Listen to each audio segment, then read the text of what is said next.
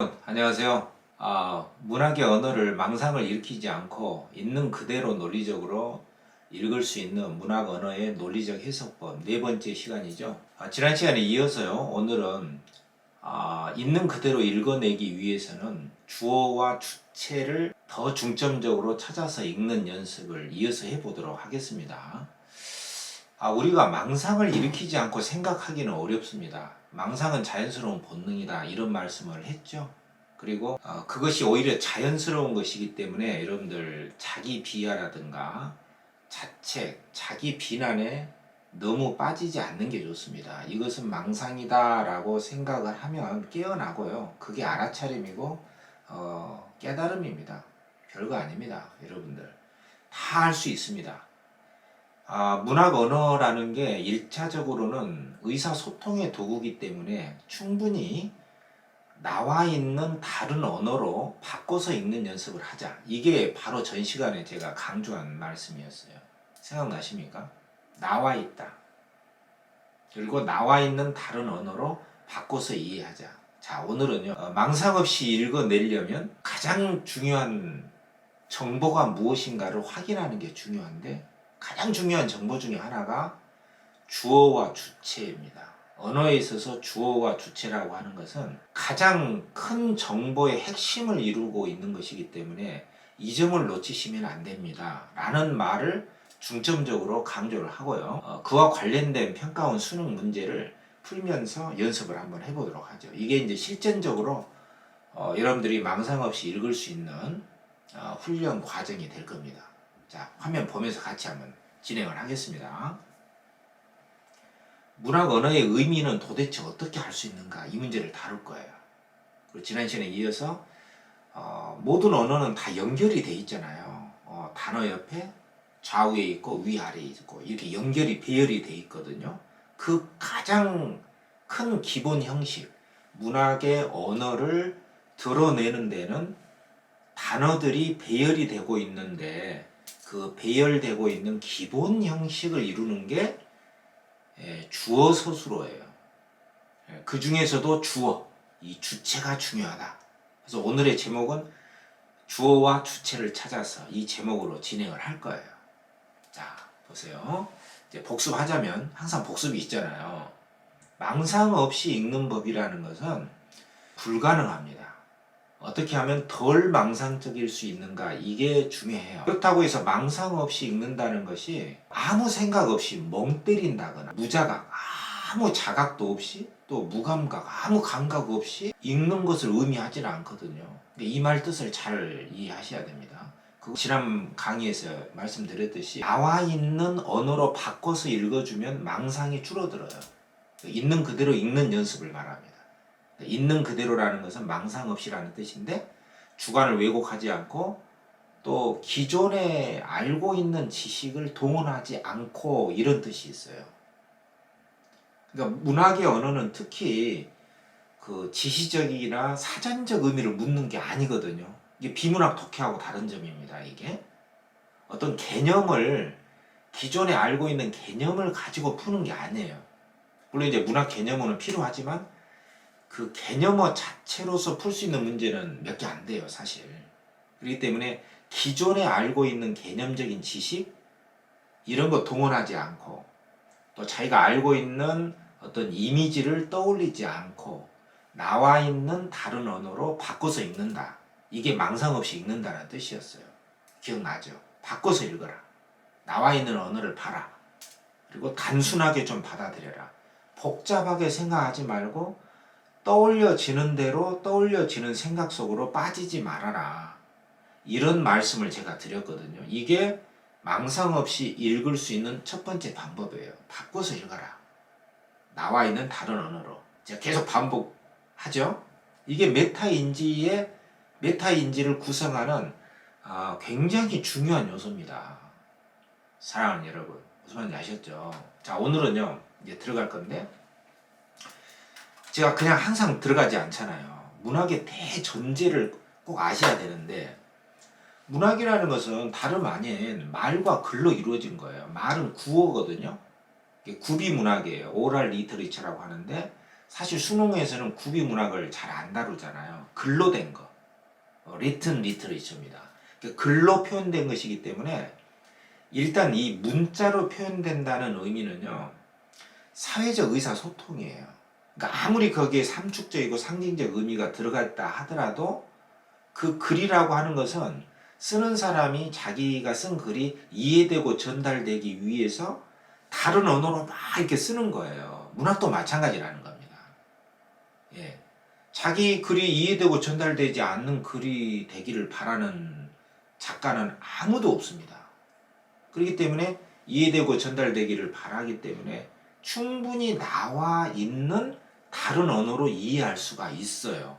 이 점을 꼭 이해를 하시고 나와 있는 다른 언어로 생각하려고 노력을 하셔야 됩니다. 이것은 이제 연결 관계에 따라서 의미를 드러낸다 이런 말을 하는 거예요. 누구나 알 수 있게.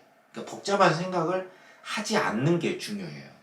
하려고 해도 나오겠지만 나와 있는 다른 언어로 읽으려고 노력을 하자. 이 이야기입니다. 단지 이제 문학의 언어는 비문학 독해하고는 좀 다르게 그 상황 속에서 드러내는 언어라는 게 그 언어를 말하는 사람의 심리나 정서, 감정, 욕구가 들어가 있기 때문에 뭐 개쌍 이렇게 욕을 해도 그게 애정의 사랑의 표현일 수는 있어요.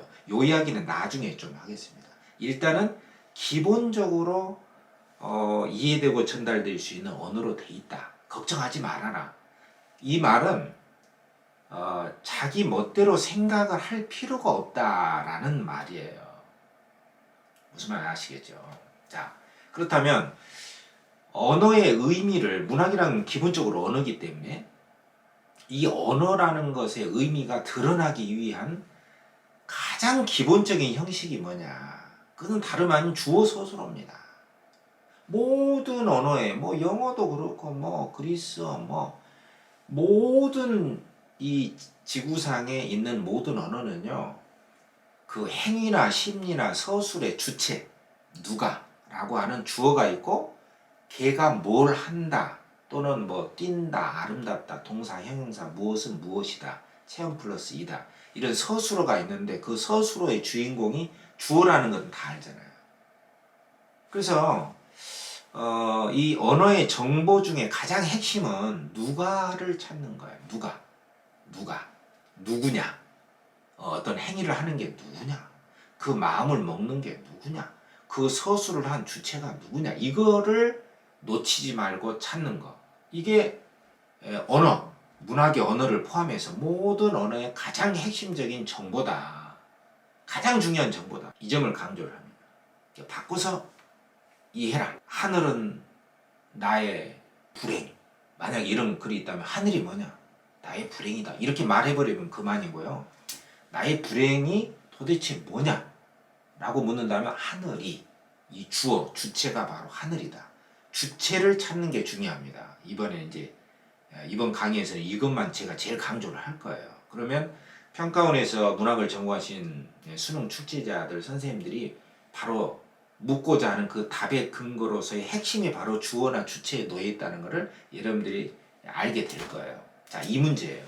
평가원에서 문학을 보는 눈이 뭐냐? 이 말은 교육과정 평가원에서 문학을 출제하고 있는 관심사는 뭐냐면 뭐 풍부한 상상력과 창조적인 거 이런 예술로서의 문학이 아니라 문학은 하나의 정보를 드러내는 텍스트로서 동원이 된 거라는 말이에요. 이게 문학은 정보를 드러내는 텍스트로서 동원되는 것이고 채점을 하기 위한 하나의 텍스트일 뿐이에요. 이게 이제 굉장히 그 중요한 점이기도 하고 어떤 예술로서의 문학으로서 어떤 안타까운 점이기도 하죠. 다른 걸 다 빼버리고 어떤 정보만 쏙 빼서 묻고 있기 때문에 모든 작가들은 이런 점을 되게 아주 끔찍하게 경기를 일으키도록 되게 싫어해요. 뭐 최승호 시인이나 황석연 선생도 그리고 또 다른 작가도 그래서 자기 작품이 교과서에 실리는 것 자체를 거부할 정도거든요. 아주 뭐 경기를 일으킬 정도로 싫어합니다. 문학을 이렇게 뼈대로서의 정보만 다룬다는 것에 대해서 말이죠. 그러나 어쨌든 교육과정 평가원에서는 문학을 정보적인 차원에서 다루는 것이거든요. 인포메이션이에요. 그럼 그 정보 중에서도 가는 핵심 중에 핵심이 뭐냐? 주어가 누구냐를 묻는 것이에요. 그렇기 때문에 평가원에서 출제 1위의 문학이 뭐냐라고 물으신다면 당연히 명백하게 주어나 주체가 들어가 있는 지문. 그러니까 소설에서도 1인칭 소설이 가장 많이 나오는 이유가 여기에 있습니다. 그래서 지문을 읽을 때도 글을 읽을 때도 행위의 주체가 누구냐. 아까 이야기했죠. 이 마음의 주인공이 누구냐. 서술의 주체가 누구냐. 이 주체를 찾는 게 가장 수능 문학에서 가장 중요한 정보 중의 정보, 핵심 중의 핵심이다. 이 점을 강조를 합니다. 제가 너무 흥분했습니까? 그냥 흥분할 정도의 중요한 내용이에요. 자, 이제 바로 올해 나왔던 문제 2021학년도 사막을 건너는 법에서 그 많은 그 텍스트 중에서도 어떤 대목을 발췌를 했나 보세요. 이게 바로 문학을 전공하시는 선생님들이 어떤 지문을 발췌하느냐의 최고 중요한 기준이 되는 거예요. 여러분들이 수많은 강의나 교재를 읽어도 이 점을 놓치시면 안 됩니다. 그냥 해서서만 읽으면은 거기에 한계가 있는 거예요. 큰 틀을 아는 게 중요하거든요.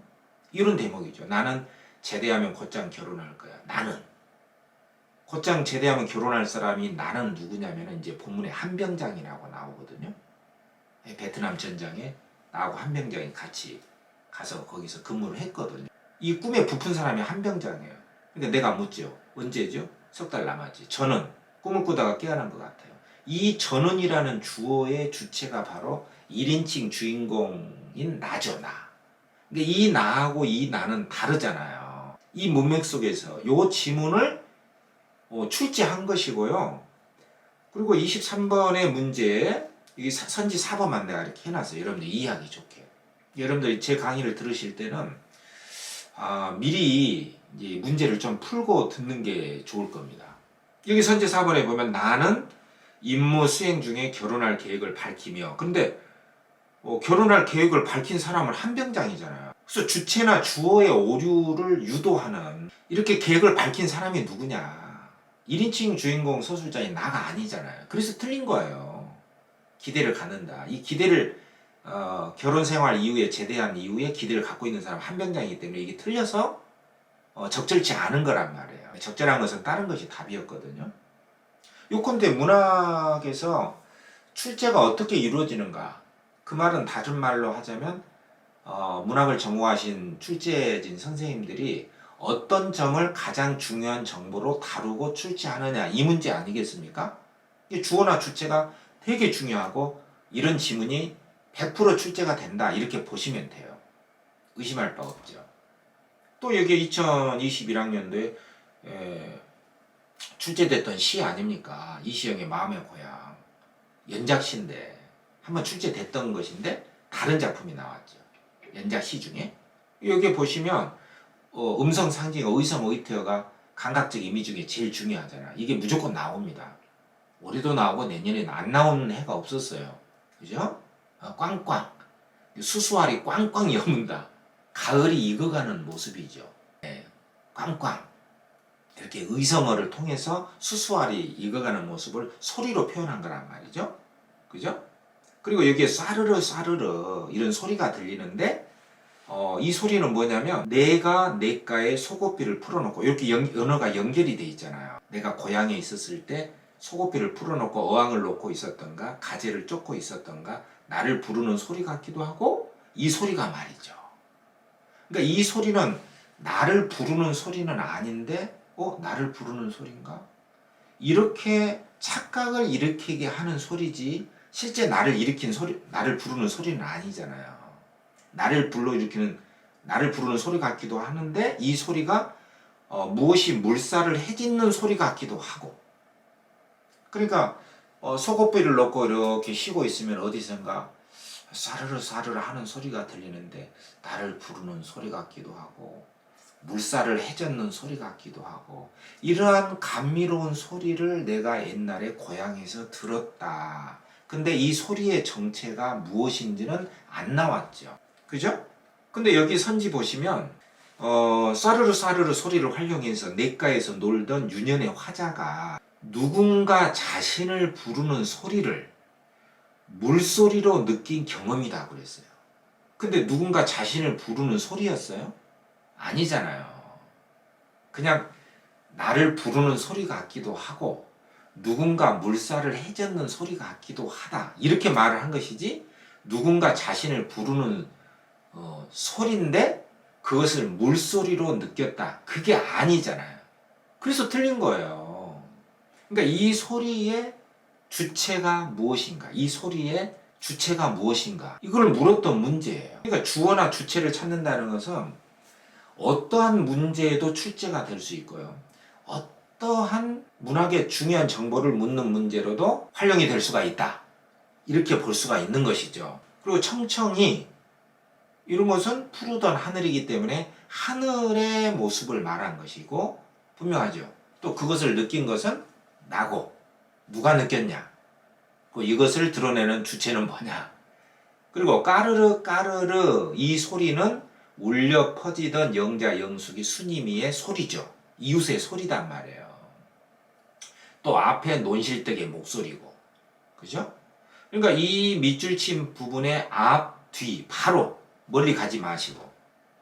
그리고 나는 그곳에 오래 앉아 있었다. 나가 나오잖아요. 그리고 가을 들판이 또랑또랑 익어가는 냄새. 그 또랑또랑은 아주 야무진 또랑한 그 모습인데 의태어잖아요. 예, 근데 가을 들판이 익어가는 냄새를 모양으로 표현한 거예요. 후각의 시각화죠. 가을 들판이 익어가는 모습이란 말이에요. 아주 야무지게 익어가고 있는데 그 냄새를 이렇게 모양으로 표현한 거란 말이에요. 공감각적으로. 이건 가을 들판의 모습이에요. 그죠? 이렇게 나왔기 때문에 그리고 마지막 시에도 마지막에 나는 오래도록 그곳에 서 있곤 했다.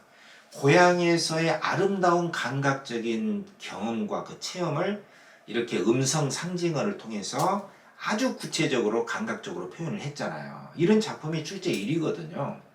무슨 대단한 사상을 출제하진 않죠. 그렇기 때문에 기억을 활용해서 기억이라고 하는 것은 아까 꽝꽝 익어가고 있었다. 수수알이 그 화자가 경험했다. 화자가 이게 주어잖아요. 가을이 결실을 맺는다. 괜찮죠? 이 주어를 잘 보라는 뜻이죠. 이게 틀렸고 그리고 디귿을 활용해서 디귿이라는 게 청청이라는 게 하늘이었잖아요. 화자에게 감동을 느끼게 한 하늘의 색채, 하늘 이거 맞고 니을은 화자에게 또렷하게 인식된 이웃들의 밝은 웃음, 까르르 까르르 이웃들의 웃음 이것은 이웃들의 웃음이다. 괜찮죠? 그리고 미음은 또랑또랑 익어가고 있다. 가을 들판이. 그래서 화자가 가을 곡식이 익어가는 들판의 들녘의 인상을 선명하게 지각했다. 누가? 화자가. 그리고 익어가고 있는 것은 들녘이다. 그러니까 주어가 뭐고 서술어가 뭐고 이 주어와 주체의 중요성 의도적으로 명백하게 알아내려고 하는 연습이 필요한 것이죠. 이렇게 문제가 제작이 됩니다. 어떤 문제도. 굉장히 중요한 이야기죠. 2005년도에 나왔던 이용학의 이번에도 2021학년도 이용학의 그리움이 나왔잖아요. 낡은 집이 또 나왔었거든요. 이용학 백석은 언제든지 나올 수 있습니다. 거기 시가 제일 긴데 여기에 이제 부분만 내가 잘랐단 말이에요. 여기 보시면 갓주지 이야기와 무서운 전설 가운데 가난 속에서 자랐다의 주어가 누구냐면 나의 동무야. 내가 아니야. 내 친구가 가난 속에서 성장을 했거든. 그리고 당나귀 몰고 간 애비가 돌아오지 않는 밤이다. 근데 이 애비가 누구의 애비냐면은 당나귀를 몰고 간 애비인데 바로 나의 아버지가 아니라 내 친구의 아버지예요. 왜냐면 노란 고양이 울어 우는 것은 노란 고양이죠. 밤이면 어미가 일하는 것은 어미죠. 나의 친구는 도토리 같은 작은 꿈을 키웠다. 그러니까 여기에 전체적인 이 지문에서는 주어나 주체가 나의 친구예요. 화자가 아닙니다. 그러니까 화자의 아빠는 당나귀 몰고 가서 장사하러 갔는데 무슨 어려운 일이 있었던지 오지를 않고 엄마는 막 일만 하고 혼자서 컸어. 우리 친구가. 너무 살기 어려워서 우리 친구는 마을을 떠났어요. 그래서 낡은 집이 덩그렇게 놓여 있는 거죠. 일제치하에 가난했던 마을의 풍경을 나의 친구 이야기로서 들려준 서사적인 시예요. 그러니까 여기에 주체는 나의 친구란 말이에요. 근데 여기에서 문학을 전공하신 출제진이 아주 장난꾸러기처럼 보기를 딱 줬거든. 이 보기에서는 작가의 삶을 쓴 거야. 그럼 여기에 주체는 작가인 거죠. 이용학이에요. 소금 장사를 했고 아버지가 객사하셨어. 근데 이 아빠는 작가 이용학의 아빠예요. 나의 친구의 아빠가 아니라, 시 속의 화자의 친구의 아빠가 아니라 작가의 아빠가 돌아가셨거든. 그러니까 누구의 아빠냐, 이 주어나 주체가 누구냐를 묻는 거예요. 그래서 선지 2번에 보면 당나귀 몰고 간 애비 돌아오지 않는 밤, 요건 작품이잖아요. 이 애비는 누구의 애비? 나의 친구의 아빠. 근데 화자의 아빠가 객사하셨다. 이 화자는 난데, 나는 곧 작가로 볼 수 있는데, 이 보기에 작가인 이용학의 아빠는 객사하셨고요. 당나귀 몰고 간 애비는 나의 친구의 애비라니까. 근데 이 구절에서 화자의 아빠가 객사했으면 어떻게 알 수 있냐. 그러니까 이 작가의 아빠는 객사하신 거고, 친구의 아빠는 당나귀 몰고 간 아빠다. 이 두 개를 섞어가지고 틀리게 만든 것이고, 이게 답이었단 말이에요. 그러니까 이 행위나 그 상황 속에 그 주체가 누구냐, 주어나 주체가 누구냐가 얼마나 중요합니까? 답을 결정하는 일이다. 많아요. 제가 이거는 교재로 쓸 때 다 소개를 해주겠습니다. 영상으로는 이 정도만. 오케이.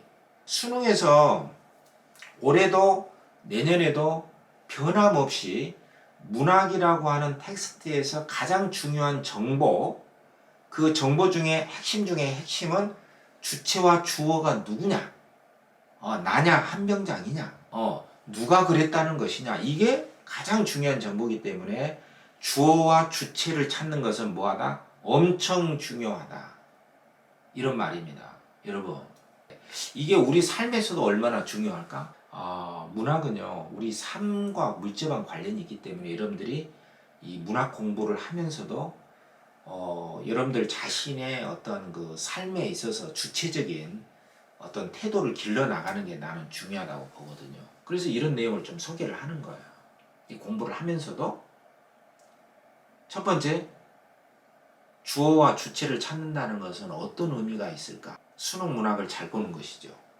그리고 심리적으로, 철학적으로 우리 삶의 의미에 있어서도 이를테면 주어나 주체를 찾는 것은 굉장히 중요하다고 봐요. 그리고 계속 출제가 될 겁니다.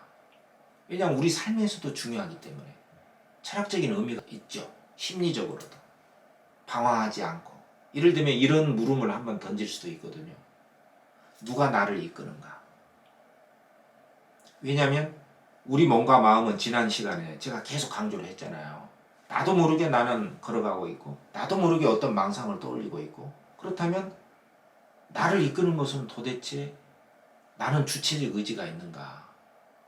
이 문제를 어떻게 해결할 수 있습니까? 이 문제는요, 누가 나를 이끄는가, 이 질문을 던지는 것만으로도 충분합니다. 언어로서 깨달음에 이를 수가 있다는 사실이에요. 언어로서 망상에서 벗어날 수가 있다. 이 점을 강조를 하는 것이거든요. 누가 나를 이끄는가? 이렇게 딱 물음을 던지면 정신이 딱 깨어나죠. 나는 내가 주체적으로 선택을 해서 내가 가고 있나? 이건 내가 진짜 하고, 이 생각이 딱 떠오를 수가 있거든. 이렇게 누가 나를 이끄는가? 라고 딱 질문을 던지면 알아차리게 되고, 내가 자동 본능적으로, 무의식적으로, 무자각적으로 그냥 습관적으로 확 빠지는 상태에서 딱 벗어나고 깨어날 수가 있거든요. 알아차림을 회복할 수가 있어요. 거울에 비친 나를 딱 볼 수 있듯이 말이죠.